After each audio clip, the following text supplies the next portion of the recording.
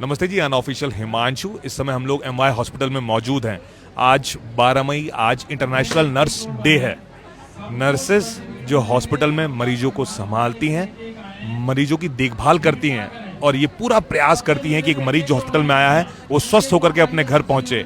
आज इस विशेष दिन पर, इस इंटरनेशनल नर्स डे के दिन पर, इंदौर सोशल वेलफेयर फाउंडेशन के हमारे नीरज भाई जो हैं, नर्सों को एक टोकन ऑफ रिस्पेक्ट के रूप में रोज गुलाब का फूल दे रहे हैं और यहाँ पर एक सेलिब्रेशन हो रहा है। मैम हमारे साथ में जो हेड हैं इस एमवाय में, पूरी जो नर्सेज हैं उनकी हेड हैं। तो मैम सबसे पहले तो बधाई है आपको, आज इंटरनेशनल नर्स डे है। जी, हम आपको धन्यवाद देते हैं कि आपने हमें बधाइयाँ दी। इस सम्मान के लिए आपका धन्यवाद करते हैं।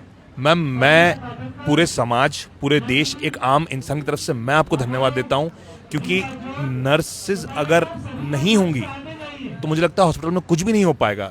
और इतना जो हार्ड वर्क करते हैं नर्सेज, तो उसके लिए मैं तहे दिल से आपको धन्यवाद बोलता हूँ। पहले तो एक आम इंसान की तरह, एक आम नागरिक की तरह। पर मैं चाहता हूँ मैम, बहुत कम लोग जान पाते हैं या समझ पाते हैं कि नर्सेज का स्ट्रगल क्या होता है। तो अगर आप बताना चाहें कि किस तरीके का डे टू डे स्ट्रगल होता है नर्सेज का। मैं ये बताना चाहती हूँ, हमारे समाज में नर्सेस का जो रहता है वो काफ़ी पीछे होती है मान सम्मान के लिए।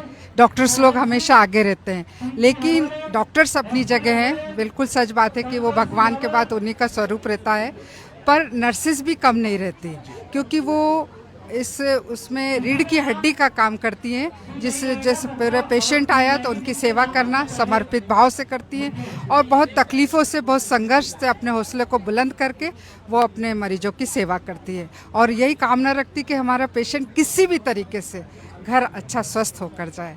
मैं समाज को ये बताना चाहती हूँ कि हमारी जो सेवा है, सचमुच में ये बहुत से लोग बोलते हैं कि दान किया जाए, लेकिन मैं तो बोलती हूँ नर्सेस लोग को किसी दान की आवश्यकता नहीं होती, क्योंकि वो अपनी सेवाओं से ही समाज को दान दे देती हैं। आम इंसान जब नर्सेस को देखे या नर्सेस से मिले, तो एज अ नर्स हेड आप क्या उम्मीद करती हैं? एक आम इंसान किस तरीके से बर्ताव करे, कम से कम ये बताएं लोगों को।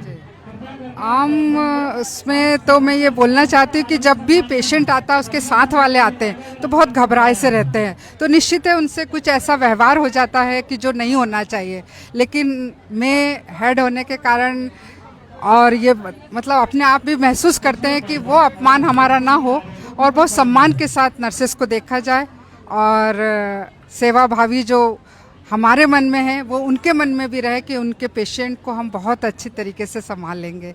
ये विश्वास उनको करना ज़रूरी होगा और ये विश्वास के साथ सम्मान भी करना होगा।